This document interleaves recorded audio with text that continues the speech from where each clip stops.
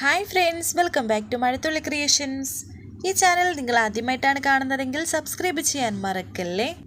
കോടതിയിലേക്ക് വരുന്നത് വരെ മൈഥിലി കാർത്തിയോട് പറഞ്ഞുകൊണ്ടിരുന്നത് എങ്ങനെയെങ്കിലും എത്രയും പെട്ടെന്ന് തന്നെ കാർത്തിയുടെ ജീവിതത്തിൽ നിന്നും താൻ ഒഴിവായി തരാം എന്നൊക്കെയാണ്.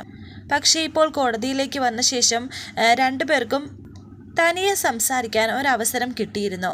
അതുകൊണ്ട് തന്നെ മൈഥിലി ഇപ്പോൾ കോടതിയോട് ചില പച്ചക്കള്ളങ്ങളൊക്കെ പറയുന്നുണ്ട്. എനിക്ക് കാർത്തിയും എൻ്റെ കുഞ്ഞിനെയും പിരിഞ്ഞു പോകാൻ വലിയ ബുദ്ധിമുട്ടുണ്ട്. എൻ്റെ കുഞ്ഞും കാർത്തിയും ഇല്ലെങ്കിൽ സൂയിസൈഡ് അല്ലാതെ മറ്റൊരു മാർഗവും എൻ്റെ മുന്നിലില്ല. സാർ എങ്ങനെയെങ്കിലും കാർത്തിയെ കൺവിൻസ് ചെയ്യുമായിരുന്നെങ്കിൽ നന്നായിരുന്നേനെ. ഇത് കേട്ട് അദ്ദേഹം പറയുന്നു, പിന്നെ എന്താ, കോടതി ആരെയും വേർപിരിക്കാനല്ല ശ്രമിക്കുന്നത്, പൊരുത്തപ്പെടുത്തിക്കൊണ്ട് പോകാനാണ്. പ്രത്യേകിച്ച് കുട്ടിയൊക്കെ ആയ സ്ഥിതിക്ക് ഞാൻ അയാളോട് സംസാരിച്ച് ഒരു നല്ല ഡിസിഷനിലെത്താം. മൈഥിലി പുറത്തിരിക്കൂ എന്ന് അദ്ദേഹം പറഞ്ഞു. താങ്ക്സ് എന്നൊക്കെ പറഞ്ഞ് മൈഥിലി ഇപ്പോൾ പുറത്തേക്ക് പോകുന്നു.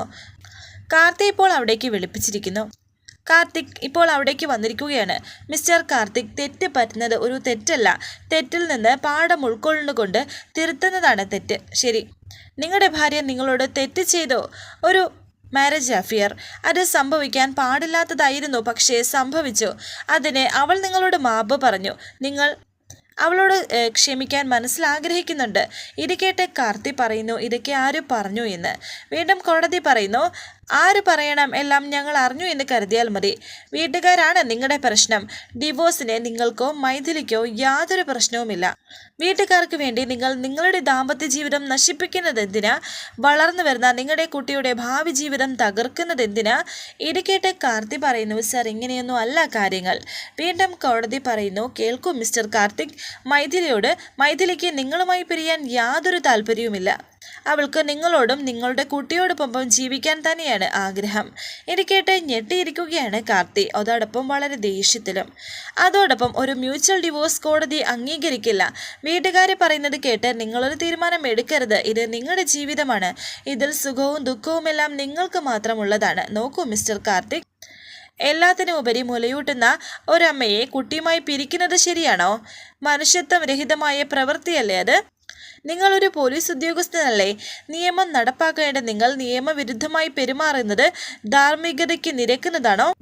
അതുകൊണ്ട് നിങ്ങൾ മൈഥിലിയോട് ക്ഷമിക്കണം. ആ കുട്ടിക്ക് നിങ്ങളെ വിട്ടു പിരിയാൻ സാധിക്കില്ല. അത്രയ്ക്ക് ഇഷ്ടമാണ് അവൾക്ക് നിങ്ങളെ.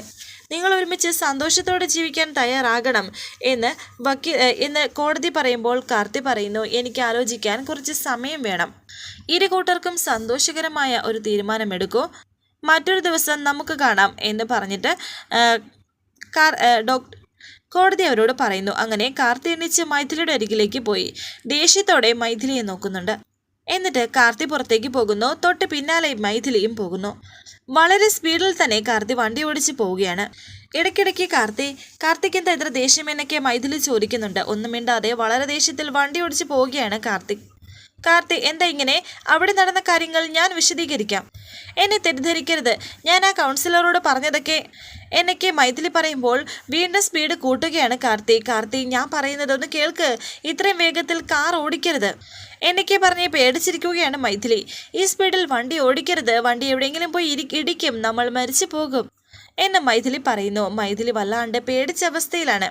കാർത്തി, ഞാൻ അവിടെ എന്തെങ്കിലും പറഞ്ഞു പോയിട്ടുണ്ടെങ്കിൽ കാർത്തി എന്നോട് ക്ഷമിക്ക്. കാർത്തി, നമ്മുടെ കുട്ടി ഓർത്തെങ്കിലും ഒന്ന് സ്പീഡ് കുറയ്ക്ക്. എൻ്റെ ഭഗവാനെ എന്നൊക്കെ പറഞ്ഞ് പേടിച്ച് വിരണ്ടിരിക്കുകയാണ് മൈഥിലി. വളരെ പെട്ടെന്ന് തന്നെ അവർ ചെമ്പകമംഗലത്ത് എത്തിക്കഴിഞ്ഞിരിക്കുന്നു. കാറിൽ നിന്ന് വളരെ ദേഷ്യത്തോടെ തന്നെ പുറത്തിറങ്ങിയിട്ട് മൈഥിലിയുടെ ഡോറും തുറന്നു കൊടുത്ത് മൈഥിലിയുടെ കയ്യിൽ പിടിച്ചു വലിച്ച് പുറത്തേക്ക് ഇറങ്ങിയിട്ട് മൈഥിലിയെ പിടിച്ച് വലിച്ചുകൊണ്ട് തന്നെ കാർത്തി അകത്തേക്ക് കയറി പോകുന്നു, വല്ലാത്ത ദേഷ്യത്തിൽ തന്നെ. എന്നിട്ട് ഒരൊറ്റയേറാണ് അകത്ത് കൊണ്ടുപോയിട്ട്. വല്ലാണ്ട് പേടിച്ചിരിക്കുകയാണ് മൈഥിലി. വളരെ ദേഷ്യത്തോടെ കാർത്തിക് മൈഥിലിയെ നോക്കുന്നു. നീ എന്നെ കുരങ്ങ് കളിപ്പിക്കുന്നോടെ, യു ചീറ്റ് എന്ന് പറഞ്ഞ് മൈഥിലിയുടെ കരണം മുഖച്ച് കാർത്തി ഒന്ന് കൊടുത്തു. കരഞ്ഞുകൊണ്ട് മൈഥിലി പറയുന്നു, കാർത്തി അരുത്, എന്നെ തല്ലരുത് കാർത്തിക്. ഈ സമയം മാലതിയും മീനാക്ഷിയും അവിടെ എത്തി. നീ എന്നെ ചതിക്കുന്നോടി എന്ന് പറഞ്ഞ് മൈഥിലി വീണ്ടും കാർത്തി അടിച്ചു. മോനെ കാർത്തി, എന്താ ഇത് എന്ന് മാലതി ചോദിക്കുന്നു. കാർത്തിയേട്ട എന്ന് പറഞ്ഞ് മീനാക്ഷി അവിടേക്ക് വരുന്നു. ആരും മിണ്ടരുത്, ഇനി ഞാൻ ഇവളെ ജീവനോട് വെച്ചേക്കില്ല. പറയടി, നിനക്കിത് എന്നോട് എങ്ങനെ ചെയ്യാൻ മനസ്സ് വന്നു എന്നൊക്കെ കാർത്തിക് ഉറക്കെ പറയുന്നു. അവിടേക്ക് രാജലക്ഷ്മിയും കൈമളും വന്നു. എൻ്റെ വീട്ടുകാരും എൻ്റെ ഭാര്യയും എതിർത്തിട്ട് പോലും നിന്റെ ദയനീയ അവസ്ഥ കണ്ട് നിന്നെ ഞാൻ ഈ വീട്ടിലേക്ക് കൂട്ടിക്കൊണ്ടുവന്നു. നീ ഈ കുടുംബത്തിൽ കാട്ടിക്കൂട്ടിയ എല്ലാ ഉപദ്രവങ്ങളും സഹിച്ച് നിന്നെ ഇവിടെ നിർത്തി. നല്ല രീതിയിൽ ഒരു വിഷമം കൂടാതെ നിന്നോട് പിരിഞ്ഞു പോകാൻ വേണ്ടി ഞാൻ പലതും ക്ഷമിച്ചു. എന്നിട്ട് നീ എന്താണ് എനിക്ക് തിരിച്ചു തന്നത്? കാർത്തി, എന്താ മോനെ ഉണ്ടായത്? എന്താ സംഭവിച്ചത്? എന്നെ നീ ഒന്ന് തുറന്ന് പറയേ എന്ന് രാജലക്ഷ്മി അവിടെ നിന്ന് പറയുന്നുണ്ട്. ഇനി നിന്റെ അവസാനമാണ്. ഇപ്പോൾ നീ ഇവിടെ നിറങ്ങിക്കോണം, ഇല്ലെങ്കിൽ നിന്നെ ഞാൻ കൊന്നു കളയും എന്നൊക്കെ കാർത്തിക് മൈഥിലിയോട് പറയുന്നുണ്ട്. മോനെ കാർത്തി, എന്താണ് സംഭവിച്ചതെന്ന് പറയേ എന്നെ കൈമളും ചോദിക്കുന്നു. ഇവൾക്ക് വേണ്ടി ഞാൻ എന്തുമാത്രം സഹിച്ചു. ഭാര്യയെ നിലയ്ക്ക് നിർത്താനോ അവളെ സ്നേഹിക്കാനോ കഴിയാത്ത ഒരു ഭർത്താവാക്കി മാറ്റിയെന്നെ. പബ്ലിക്കിന് മുന്നിൽ ഇവളെന്നെ നാണം കെടുത്തി. ഇവൾ എന്നെ ഒരു പിടിപ്പ് കെട്ടവനാക്കി മാറ്റി. ഇത്രയൊക്കെ ദ്രോഹം എന്നോട് കാണിച്ചിട്ടും ഒരു പെണ്ണല്ലേ, എന്നോടൊപ്പം കഴിഞ്ഞവളല്ലേ എന്ന് കരുതി ഞാൻ ഇവളോട് ക്ഷമിച്ചു എന്നെ കാർത്തി പറയുന്നു. കാർത്തിയേട്ടാ, നിങ്ങൾ കൗൺസിലിങ്ങിന് പോയിട്ട് എന്തായി? ഞങ്ങൾക്കെല്ലാം അതാണ് അറിയേണ്ടത് എന്ന് മീനാക്ഷി കാർത്തിയോട് ചോദിച്ചു. ഡിവോഴ്സിന്റെ കാര്യത്തിൽ കൗൺസിലറിനോട് ചെന്ന ഇവൾ അവിടെ എത്തിയപ്പോൾ കാലുമാറി. ഇവൾ നേരും നെറിയുമില്ലാത്ത ഇവൾ തീരുമാനം മാറ്റി. എന്താ ഇവള് കൗൺസിലറുടെ മുന്നിൽ പറഞ്ഞത് എന്നറിയോ? എനിക്ക് ഇവളുമായിട്ട് പിരിയാൻ യാതൊരു താല്പര്യമില്ല എന്ന്. എൻ്റെ വീട്ടുകാരുടെ നിർബന്ധം കൊണ്ടാണ് ഞാൻ ഡിവോഴ്സിനെ നിർബന്ധിക്കുന്നത് എന്ന് മീനാക്ഷി പറയുന്നു. ഞാൻ പല പ്രാവശ്യം നിങ്ങളോട് പറഞ്ഞിട്ടില്ലേ, പ്ലാനിങ്ങോട് തന്നെയാണ് ഇവൾ ഇവിടെ നിൽക്കുന്നത് എന്ന്. ഇവൾ ഓന്തിനെ പോലെ നിറം മാറുമെന്ന്. ഇവൾ വിഷം ചീറ്റുന്ന ജന്തുവാണെന്ന് കാർത്തി വീണ്ടും ദേഷ്യത്തോടെ പറയുന്നു. അങ്ങനെ ഞാൻ ഇവളെ വെറുതെ വിടില്ല. ഇവളുടെ ഉദ്ദേശം ഇനി ഈ വീട്ടിൽ വില പോകില്ല. ഞാൻ മീനാക്ഷി വിവാഹം കഴിച്ച് ഈ വീട്ടിൽ സ്വസ്ഥമായി കഴിയാണെന്ന് ഇവൾക്കറിയാം. പിന്നെന്തിനാ ഇവൾ കൗൺസിലറുടെ മുന്നിൽ തകിടം മറിഞ്ഞത്? ഇവൾ ഉടുമ്പാണ്, വെറും ഉടുമ്പല്ല, കാട്ടുടുമ്പ്. പിടി വീണാ പിന്നെ പിടി വിടില്ല. ഇവൾ മീനാക്ഷിയുടെ ചോര കുടിക്കും. കാർത്തി എങ്ങോട്ടും പോകില്ല എന്നെ മാലതി മനസ്സിൽ വിചാരിക്കുന്നു. രാജലക്ഷ്മി ഇപ്പോൾ മൈഥിലിയോട് പറയുന്നു. ഡി, നീ ഞങ്ങളെ ചതിക്കുമായിരുന്നു അല്ലേടി? ഡിവോഴ്സിനെ സമ്മതിച്ചാണ് നീ ഇത്രയും കാലം ഇവിടെ നിന്നത്. എന്നിട്ട് നീ ഇവിടെ എല്ലാവരെയും ഒരുമിച്ച് വിഡ്ഢികളാക്കി മാറ്റാൻ നീ കരുതി അല്ലേ? ഇത് കേട്ട് മൈഥിലി പറയുന്നു, എനിക്ക് സംസാരിക്കാനുള്ളത് കാർത്തിയോടാണെന്ന്. രാജലക്ഷ്മി ദേഷ്യത്തോടെ വീണ്ടും പറയുന്നു, നിനക്ക് സംസാരിക്കാൻ നിന്റെ പ്രൈവറ്റ് പ്രൊട്ടക്ടറൊന്നുമല്ല. കാർത്തിക് ഞങ്ങളുടെ മകനാണ്. അതിനേക്കാൾ ഉപരി മീനാക്ഷിയുടെ ഭർത്താവാണ് കാർത്തിക്. അവൾക്ക് സംസാരിക്കാനുള്ളത് എന്താണെന്ന് വെച്ചാൽ കേൾക്കട്ടെ എന്ന് കൈമൾ അവിടെ നിന്ന് പറയുന്നുണ്ട്. നിനക്ക് എന്താണ് പുതുതായിട്ട് പറയാനുള്ളതെന്ന് കൈമൾ ചോദിക്കുന്നു. എൻ്റെ കുഞ്ഞാണ് എനിക്ക് എല്ലാത്തിലും വലുത്. കുഞ്ഞ് ജീവിച്ചിരിക്കുന്ന ഈ വീട്ടിൽ എന്നെ കൂടെ ജീവിക്കാൻ അനുവദിക്കണമെന്ന് മൈഥിലി കരഞ്ഞുകൊണ്ട് ചോദിക്കുന്നു. അതൊന്നും സാധ്യമല്ല. ഇനി ഒരു നിമിഷം നീ ഇവിടെ നിൽക്കാൻ ഞാൻ സമ്മതിക്കില്ല എന്ന് കാർത്തി പറയുമ്പോൾ മൈഥിലി കരഞ്ഞുകൊണ്ട് വീണ്ടും അപേക്ഷിക്കുന്നുണ്ട്. മീനാക്ഷി പറയുന്നു, അവൾ പുതിയ ഡിമാൻഡുമായി വന്നിരിക്കുകയാണ് ഇപ്പോൾ. ഓ, പല തരികളുടെയും ഞാൻ കണ്ടിട്ടുണ്ട്. പക്ഷേ ഇങ്ങനെയൊരു സാധനം, ഇവളൊരു വല്ലാത്ത വിത്താണ്.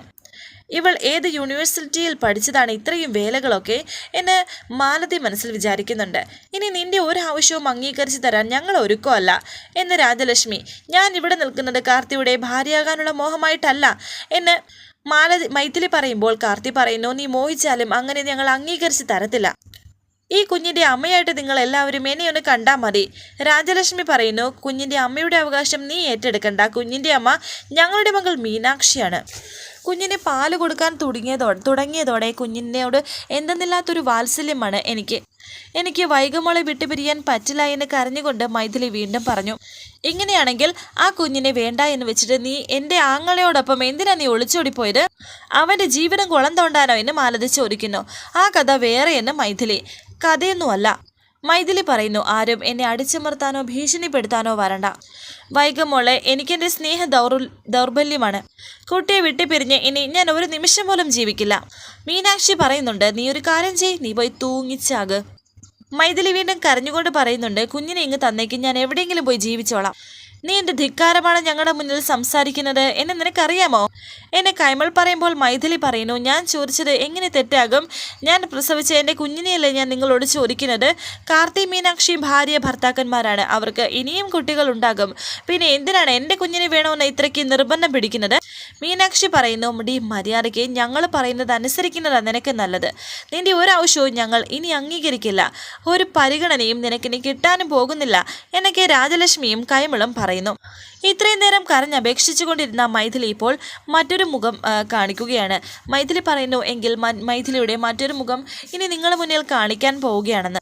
എന്നെ തോൽപ്പിക്കാനൊന്നും നിങ്ങളെക്കൊണ്ട് പറ്റില്ല. ഞാൻ പേടിച്ച് വിറച്ച് നിങ്ങളുടെ മുന്നിൽ നിന്നിട്ടുണ്ട്. അതൊക്കെ എൻ്റെ ഡ്രാമയാണ്. എൻ്റെ മനസ്സിൽ എന്താണുള്ളതെന്ന് എനിക്കേ അറിയൂ. ഞാൻ പറഞ്ഞത് വളരെ ജെന്യൂനായ കാര്യമാണെന്ന് എനിക്കറിയാമായിരുന്നു. ഇത് അതുകൊണ്ട് വിധി എൻ്റെ ഭാഗത്താണെന്ന് വളരെ വ്യക്തമായിട്ട് എനിക്കറിയാം. കുട്ടി എനിക്ക് തന്നേ പറ്റൂ, ഇല്ലെങ്കിൽ ഞാൻ പ്രസവിച്ച എൻ്റെ പാല് കുടിക്കുന്ന എൻ്റെ കുഞ്ഞിനെ നിങ്ങൾ പിടിച്ചു വെച്ചിരിക്കുന്നു എന്ന് പറഞ്ഞ് പോലീസ് സ്റ്റേഷനിലോ കോടതിയിലോ ഒരു കംപ്ലൈൻറ്റ് ഫയൽ ചെയ്താൽ നിങ്ങൾ തുള്ളിക്കൊണ്ട് കുട്ടിയെ എൻ്റെ കയ്യിൽ കൊണ്ട് തരും. ഇത് കേട്ടതും കാർത്തി വീണ്ടും മൈഥിലിയുടെ കരണത്തടിച്ചു. എന്നാൽ കരയാൻ തയ്യാറാവുന്നില്ല മൈഥിലി. ഇപ്പോൾ പൊട്ടിച്ചിരിക്കുകയാണ്.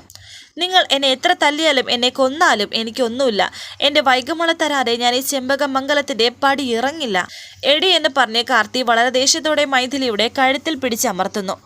നിന്നെ ഞാൻ കൊല്ലും എന്ന് പറഞ്ഞ് കാർത്തി വീണ്ടും മൈഥിലിയുടെ കഴുത്ത് ഞെരിക്കുകയാണ്. എല്ലാവരും ഇതിനെ തടയുന്നുണ്ട്. ഇത് ഞാൻ തന്നെ എടുത്തു വെച്ച മരണമാണ്, അത് ഞാൻ തന്നെ തീർത്തേക്കാം എന്ന് കാർത്തി പറയുന്നു. മൈഥിലി വീണ്ടും പറയുന്നുണ്ട്, പറയാനുള്ളത് ഞാൻ പറഞ്ഞു കഴിഞ്ഞു. ഞാൻ ആരാണെന്ന് നിങ്ങൾ അറിയാൻ പോകുന്നതേ ഉള്ളൂ. പറഞ്ഞ കാര്യങ്ങൾ ഒരിക്കൽ കൂടി ഞാൻ ആവർത്തിക്കുകയാണ്. എന്നെ ഇവിടെ നിർത്തിയാൽ കുഞ്ഞിനെ നിങ്ങൾക്കും കാണാം, ഇല്ലെങ്കിൽ കുഞ്ഞുമായി ഞാനങ്ങ് പോകും. ആകാശം ഇടിഞ്ഞു വീണാലും ഈ മൈഥിലിയുടെ തീരുമാനത്തിൽ ഒരു മാറ്റവുമില്ല. ഇത്രയും പറഞ്ഞ് മൈഥിലി അകത്തേക്ക് പോകുന്നു. എന്ത് ചെയ്യുമെന്ന് അറിയാതെ നിൽക്കുകയാണ് എല്ലാവരും. കാർത്തി മുറിയിലേക്ക് പോയിട്ട് മൈഥിലി പറഞ്ഞ കാര്യങ്ങൾ ഇങ്ങനെ ആലോചിക്കുന്നു.